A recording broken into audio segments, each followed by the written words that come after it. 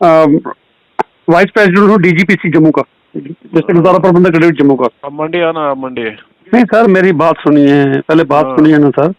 मैंने पहले बात की थी यहीं पर किसी से, उन्होंने कहा 3:30 साहब आएंगे। फिर बात एक अर्जेंट बात है, कल नीट के एग्जाम होने जा रहे हैं। हमारे सिख बच्चे बच्चियों को पहले भी 1-2 बार रियासी में अपना रजौरी में मार्च में इंसिडेंट हुआ, वहाँ बच्चों को रोका गया, हरास किया गया। इसलिए साहब को कहना है स्पेशल इंस्ट्रक्शन दीजिए कि उनको हरासमेंट नहीं होनी चाहिए। इसलिए साहब से बात करनी है, बात नहीं कर सकते हम। बात नहीं कर सकते, वो लगाएंगे, कोई बात नहीं। हाँ जी, ये बात नहीं कर सकते, लगाएंगे उधर, कोई बात नहीं। एडीजीपी सिक्योरिटी के साथ बातचीत करने की कोशिश की गई तो जिनके जो बीच में मध्यस्थता कर रहे थे उन्होंने आपको संपर्क ही नहीं करवाया एडीजीपी सिक्योरिटी के साथ, आपकी बातचीत ही नहीं हो पाई। देखिए जुनैदी, एसडी सिंह जी हमारे जम्मू के हैं और बच्चे बड़े अच्छे अफसर हैं और मुझे उम्मीद थी कि अगर वो मेरी बात को सुनते तो डेफिनेटली उन्होंने ये हादसा नहीं होना था, क्योंकि बड़े मैच्योर हमारे सीनियर पुलिस अफसर हैं। उन्होंने डेफिनेटली एक्शन लेना था और सबको मैसेजेस कन्वे करने थे भाई सिख बच्चों को जो नीट की तरफ से एग्जामिशन दी गई है कोर्ट के आर्डर से, तो वो उसकी वायलेशन ना होने पाए। लेकिन उस शख्स ने मुझे वहां तक पहुंचने ही नहीं दिया।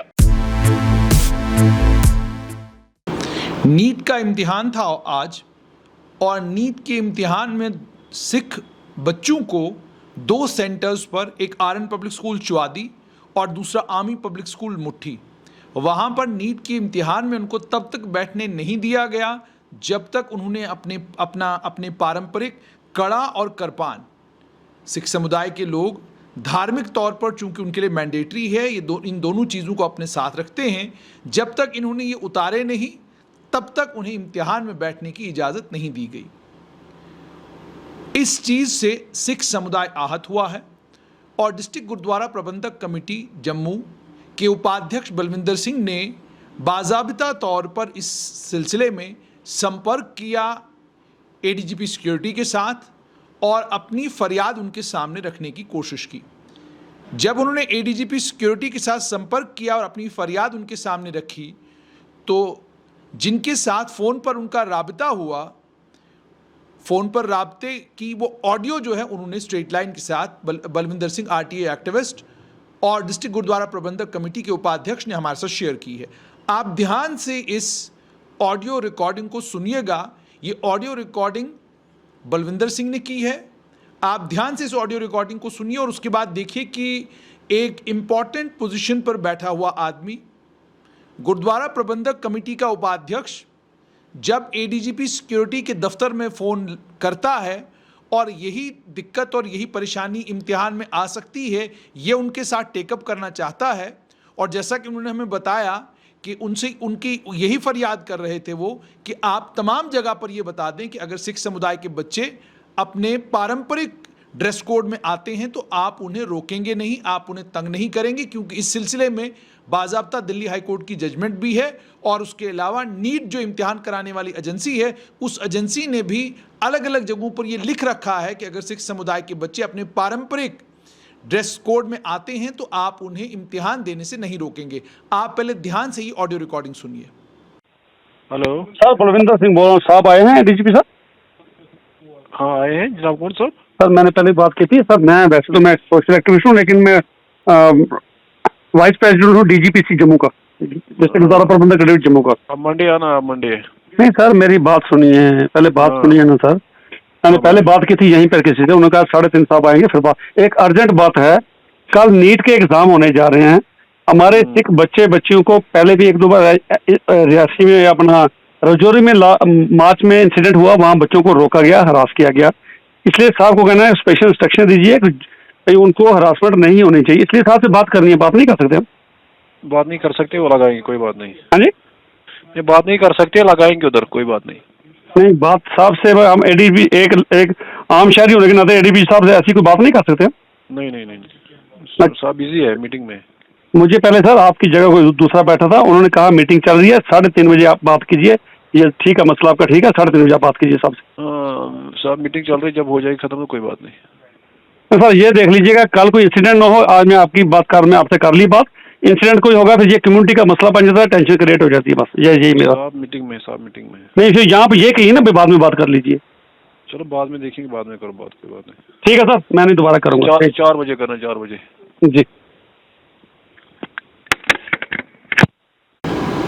जब हम नीट के 2022 के ड्रेस कोड में कस्टमरी ड्रेस को लेकर नीट क्या कहता है, जब हम वो पढ़ते हैं तो उसमें ये कहा गया है कि वो स्टूडेंट्स, वो कैंडिडेट्स जो किसी धर्म को फॉलो करते हैं, जिस धर्म में कुछ ख़ास किस्म की ड्रेस पहनना ज़रूरी है, वो अपनी कस्टमरी ड्रेस में आ सकते हैं।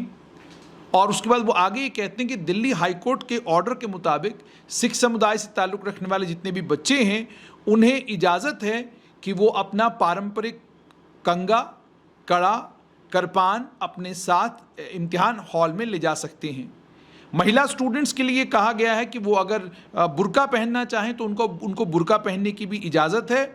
और ये कहा गया है कि इन आइटम्स को जो अथॉरिटीज़ हैं वो इसको कस्टमरी ड्रेस कहेंगे, ये बात कही गई। और साथ में ये भी कहा गया है कि नीट का एप्लीकेशन फॉर्म 2022 का भरते समय कैंडिडेट से पूछा जाएगा कि क्या वो अपने पारंपरिक ड्रेस में आना चाहते हैं, जो नीट 2022 के ड्रेस कोड को कॉन्ट्रडिक्ट करता है, तो उनसे पूछा जाएगा। इसलिए उनको इंडिकेट करना होगा कि वो कस्टमरी ड्रेस में आ रहे हैं।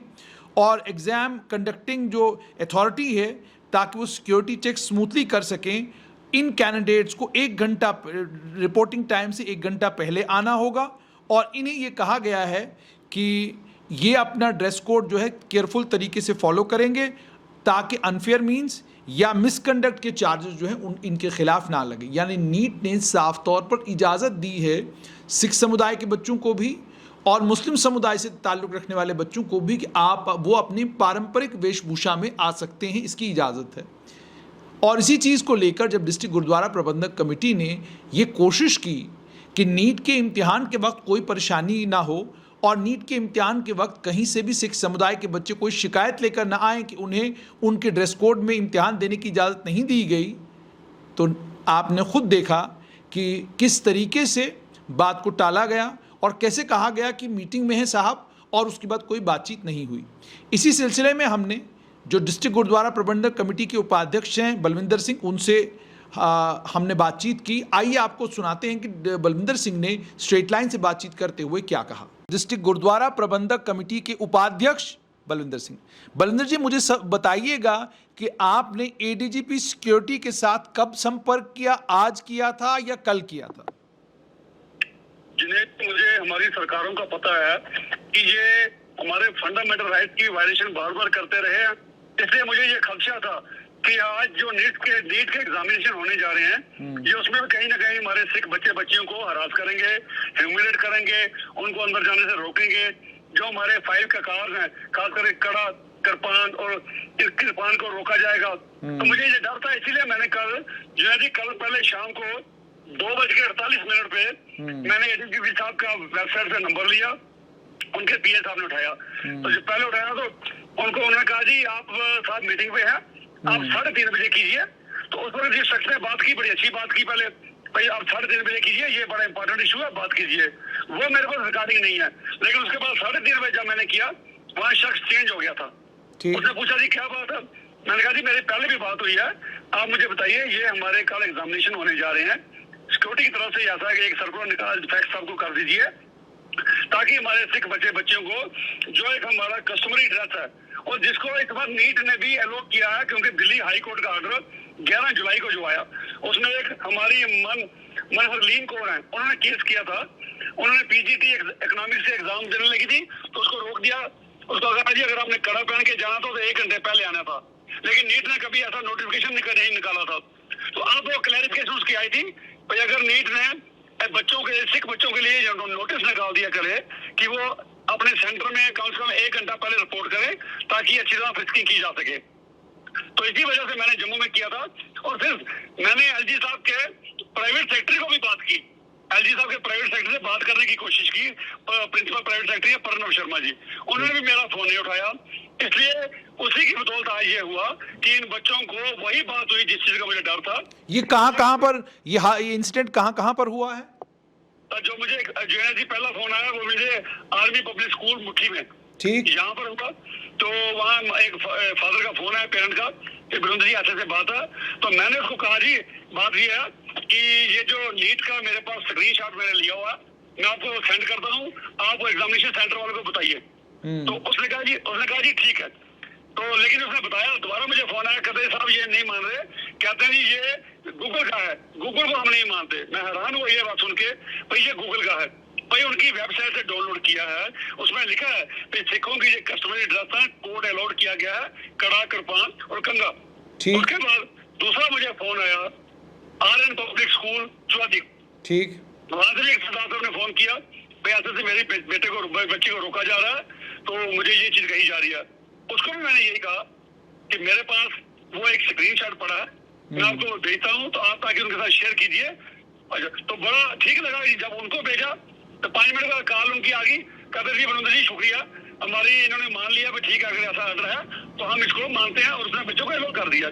ठीक, ऐसा जुनैद जी मैं समझता हूँ पूरे हिंदुस्तान में हो रहा है। चलो कम से कम हमें अपनी रियासत से ताल्लुकात है, मैंने यहाँ पर ये सिंसियर कोशिश की, क्योंकि ये बड़े सेंसिटिव इशू होते हैं कि क्या क्या किस कस्टमरी ड्रेसेस हमारी कम्युनिटी की क्या है, मुस्लिम्स का क्या है, सिख का क्या है, हिंदू का, ये बड़े सेंसिटिव इशू होते हैं, कभी भी इनसे चिंगारी भड़क सकती है। आपकी बात बिल्कुल सही है। जब आपने कल ADGP सिक्योरिटी के साथ बातचीत करने की कोशिश की गई, तो जिनके जो बीच में मध्यस्थता कर रहे थे उन्होंने आपको संपर्क ही नहीं करवाया ADGP सिक्योरिटी के साथ, आपकी बातचीत ही नहीं हो पाई। देखिए जुनैद जी, SD सिंह जी हमारे जम्मू की हैं और बच्चे बड़े अच्छे अफसर हैं, और मुझे उम्मीद थी कि अगर वो मेरी बात को सुनते तो डेफिनेटली उन्होंने ये हादसा नहीं होना था, क्योंकि बड़े मैच्योर हमारे सीनियर पुलिस अफसर हैं, उन्होंने डेफिनेटली एक्शन लेना था और सबको मैसेजेस कन्वे करने थे, भाई सिख बच्चों को जो नीट की तरफ से एग्जामिशन दी गई है कोर्ट के ऑर्डर से, तो वो उसकी वायलेशन ना होने पाए। लेकिन उस शख्स ने मुझे वहां तक पहुंचने ही नहीं दिया। उसने कहा जी साहब बात ही नहीं करते, साहब बिजी हैं, साहब बात ही नहीं करते। पहले उसने कहा साहब अंदर है बैठे, फिर कहता जी साहब बात नहीं करते किसी से। मैं कहा चलो छोड़ो वाइस प्रेसिडेंट, एक आम नागरिक को भी कभी ADGP साहब से इमरजेंसी बात पड़ सकती है, तो बात नहीं करोगे, कहता जी हम खुद कर लेंगे, देखेंगे हमने क्या करना, आप छोड़ो। तो ये तो हालात है हमारी रियासत के, अगर कहीं इमरजेंसी है, मैं किसी भी चीज को आप पहले। और सबसे बड़ी बात बलविंदर सिंह जी ये है कि आप एक बड़े जिम्मेदार शख्स हैं, डिस्ट्रिक्ट गुरुद्वारा प्रबंधक कमेटी के आप उपाध्यक्ष हैं, और ये जो मध्यस्थता करने वाले या जो फ़ोन मिलाने वाला आदमी है उसका जो ये बिहेवियर आपके साथ है, जिसका ऑडियो भी हम लोगों ने चलाया है, तो ये बिहेवियर जो है मुझे किसी भी तरीके से ठीक नहीं लग रहा। यानी ये एक अफसर की छवि को भी ख़राब करता है, क्योंकि ये बड़ा एक सेंसिटिव मसला था। इस मसले पर जैसे आप खुद कह रहे हैं कि अगर आपकी बात जो है ADGP सिक्योरिटी के साथ हो गई होती तो आपको पूरा यकीन था कि वो संज्ञान भी लेते, इस मामले में नेसेसरी इंस्ट्रक्शंस भी देते, तो ये एक आधा इंसिडेंट भी जो कहीं पर हुआ है तो ये भी नहीं होता। डेफिनेटली जुनैदी, मैं समझता हूँ क्योंकि SD सिंह जी की एक रेपुटेशन बहुत ही अच्छी है लोगों में, तभी मैंने ये सोच उनको फोन किया था। अच्छा, कोई किसी और इंसिडेंट की कहीं से खबर आई है? मैंने अभी मेरे पास ये 2 की आई है, लेकिन मुझे लगता है कि और भी जगह होगा, लेकिन वो अननोटिस चली जाती है, लोग किसी को कन्वे नहीं कर पाते। एक आध दिन में ये सारी रिपोर्ट्स मैं कोशिश करूंगा इकट्ठी करूंगा जगह जगह से, जहां जहां से रिपोर्ट आएगी उसको कंपाइल करके, तो डेफिनेटली जम्मू में भी इस चीज के लिए सरकार को लिखेंगे। जुनैद जी एक चीज आपको और कन्फर्म कर दूं जी, 23 मार्च को में भी ऐसे हुआ था। उसके बाद गवर्नर साहब के प्रिंसिपल प्राइवेट सेक्रेटरी ने, मैंने उनको जब बोला उन्होंने इंटरवीन किया था, SSP जोड़ी ने इंटरवीन किया था, DC जोड़ी ने इंटरवीन किया था, लेकिन उसके बावजूद मैंने LG साहब को कहा था इंक्वायरी इनिशिएट कीजिए, और वो इंक्वायरी इनिशिएट की गई। वो देखा गया कि ये एडमिनिस्ट्रेशन के ऑर्डर था या पुलिस अफसर ने अपने लेवल पे किसी को रोका गया, और वहाँ पाया गया कि एडमिनिस्ट्रेशन की तरफ से ऐसा कोई ऑर्डर नहीं था। वहाँ पुलिस अफसर जो वहाँ पर मौजूद थे उन्होंने बच्चों को हरास किया, 45 मिनट तक उनको रोक के रखा, ह्यूमिलेट किया। तो इन बड़े अफसरान की टाइमली इंटरवेंशन की वजह से वो बच्चे एग्जाम दे पाए। अगर यहाँ भी मेरी SD सिंह जी से बात होती तो मुझे ये 100% उम्मीद है कि उन्होंने इसका संज्ञान लिया होता, कल ही सारे सेंटर्स में कन्वे किया होता कि ये जो कस्टमरी ड्रेसेस सिखों के, इसको जो कोड एलो किया गया नीट ने, इसकी हम वायलेशन नहीं होने देंगे। डिग्निफाइड तरीके से बच्चों को अंदर जाने दो, और उनका कम से कम एग्जामिनेशन सेंटर में आधा घंटा पहले उनकी फ्रिस्किंग अलग से कर लेंगे। लेकिन ऐसा मुझे ये जो कम्युनिकेशन गैप रहा, उनसे मुझे मिलने नहीं दिया गया, इस वजह से ये एपिसोड हुआ है। और अच्छा बलविंदर जी अंत में मुझे ये बताइएगा, क्या आप डिस्ट्रिक्ट गुरुद्वारा प्रबंधक कमेटी इस मामले को आप गुरुद्वारा प्रबंधक कमेटी के सामने रखेंगे? क्या इस पर समुदाय के बीच में कोई बातचीत होगी? क्या इसको लेकर आप कोई मेमोरेंडम या किसी किस्म का कोई रेजोल्यूशन जो है वो आप सरकार के समक्ष रखने के बारे में सोच विचार कर रहे हैं? देखिए, मैंने अपने जो हमारे उस बात की कुछ देर पहले मेरी उनसे बात हुई है। उनको मैंने ये कहा जी एक तो पहले प्रेस के मीडियम के माध्यम से आप जाके सरकार तक ये बात पहुंचाइए और हो सकता है जितनी जल्दी हो सकता है गवर्नमेंट साहब तक उनको लेटर लिखिए। ये बार बार की चीजें एक बार तो गुस्ताखी समझ सकता आदमी को किसी से गलती हो गई, इग्नोरेंस है, लेकिन बार बार ये चीजें रिपीट होती हैं, फिर ये इग्नोरेंस नहीं है, ये हमें लगता है कि डेलिबरेटली ये चीजें की जा रही हैं कि सिख बच्चों को अपनी कम्युनिटी के रिलीजियस जो हमारे उससे दूर किया जाए, बच्चे अमृतपान ना करें, बच्चे गुरसिख वाले ना बने, ये कृपा, क्योंकि अगर इसको हम नहीं रोके ना जुनेद जी। और ये बड़े गंभीर आरोप है जो आप लगा रहे हैं। बिल्कुल डेफिनेटली मैं कहता हूँ, क्योंकि बार बार जो चीज रिपीट की जाती है कोर्ट की इंटरवेंशन के बावजूद भी अगर ऐसी चीजें होती हैं, फिर लगता है जो मौजूदा पॉलिटिकल डिस्पेंशन है जानबूझ के बच्चों को ऐसे करती है, उनको ह्यूमिलेट कीजिए ताकि वो लोग अमृतधारी ना बन सके, जो गुरु के दिए हुए 5 ककार हैं उनको ना पहने, सिक्खी से दूर चले जाए, इनसे दूर हो सके। फिर मुझे लगता है क्योंकि बार बार हर साल ऐसी चीजें होती है, वंस बार सरकार क्यों नहीं डिसाइड करती? कॉन्स्टिट्यूशन में भी आर्टिकल 25 में हमें ये इजाजत दी गई है, उसके बावजूद सुप्रीम कोर्ट ने भी एक बार इंटरवीन किया, हाई कोर्ट इंटरवीन कर दिया, उसके बावजूद अगर कोई ऐसा सर्कुलर नहीं निकलता, फिर मैं समझता हूँ सरकार की इंटेंशन कहीं ना कहीं क्लियर नहीं है। बहुत बहुत शुक्रिया। तो आपने सुन लिया कि डिस्ट्रिक्ट गुरुद्वारा प्रबंधक कमेटी जम्मू के उपाध्यक्ष बलविंदर सिंह, उन्होंने साफ तौर पर ये कहा है कि अगर उनकी बातचीत एडीजीपी सिक्योरिटी के साथ हुई होती तो शायद इस मामले का निपटारा हुआ होता, तमाम सेंटर्स पर डायरेक्शंस गई होती कि नीट की जो गाइडलाइंस है उनको पूरी तरीके से फॉलो किया जाए और नीट की गाइडलाइंस को लेकर जो कोर्ट का ऑर्डर आया है उस कोर्ट के ऑर्डर का भी पूरा पालन किया जाए। लेकिन वक्त पर इंफॉर्मेशन न पहुंचने के कारण सिख समुदाय का अगर एक बच्चा भी इम्तिहान हाल के बाद उसको दिक्कत और परेशानी का सामना करना पड़ा, उसको लेकर डिस्ट्रिक्ट गुरुद्वारा प्रबंधक कमेटी का ये कहना है कि वो इस मामले में सरकार के समक्ष जो है बात रखेंगे, सरकार तक अपनी बात पहुंचाएंगे और कोशिश करेंगे कि सरकार को ये समझा सकें कि जो सांस्कृतिक तौर पर और धार्मिक तौर पर सिख समुदाय से जुड़ी हुई चीज़ें हैं उनको लेकर सिख समुदाय के भावनाओं का ख्याल रखा जाए और इस तरह के हादसे दोबारा रिपीट ना हो।